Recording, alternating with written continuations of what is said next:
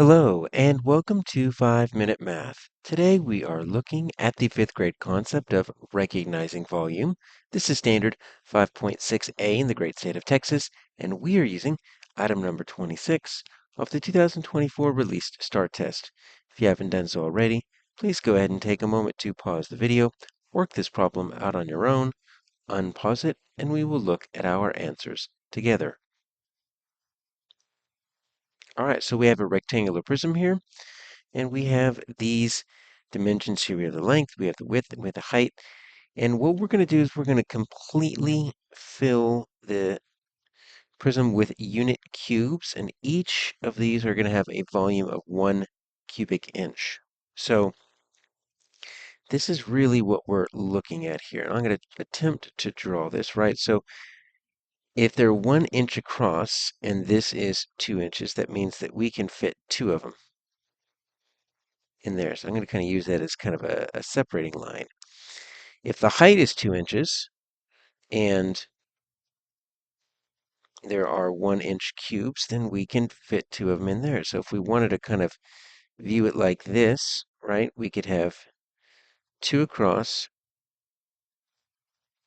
and then we could have 2 up and down, right? Because I can rewrite this height over here.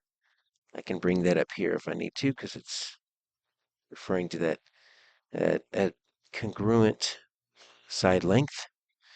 And then finally, we've got 4 back. Now, this is where it gets a little bit tricky. So these are 4 inches back, and each of them are 1 inch long. So what I'm going to do is I'm going to kind of cut that in half, and that's going to be 2 inches each.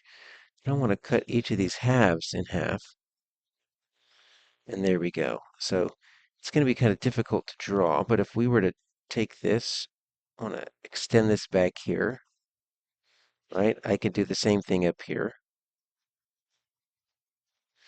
What I want to do is I want to try to get these cubes to go up like this. And then we can do that same thing over here.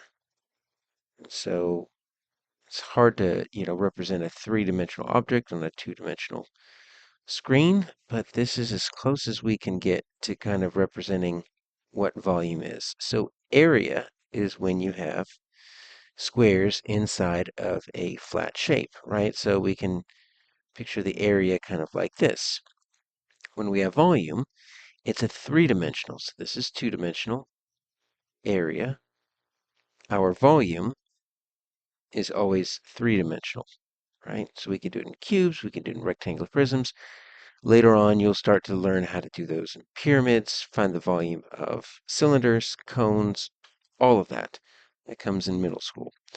So right now we've got, it looks like that many cubic shapes. So let's see if we can count that. Now, the problem is there's going to be some that are hidden, right? So if we just look at the ones that are here, we're going to miss some that are going to be kind of in the back because we have this line kind of going all the way to the back there. And then we've got these lines that kind of come across like this for that middle row. And that's when our lines become a little bit confusing. So let's think about this. How many do we have in this bottom row? Well, this bottom row has got 2 and then 4 sets of 2. So that bottom row's got 8. And then this top row's got the same thing. It's got 2, and then it's got, 4 rows of 2. So that's also going to be 8. So if you think of your 8 and 8, it looks like we're going to get 16. Now, another way to look at it would be, let's look at this front slice. This front slice is going to be 4, right? And I've got 1, 2, 3, 4 slices like that.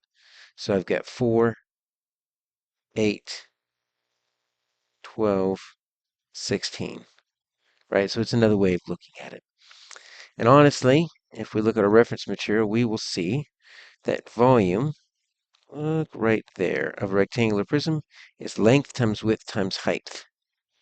So what we could do is we can say length times width times height, and that is going to be 2 times 4 times 2 also equals 16. That's our answer.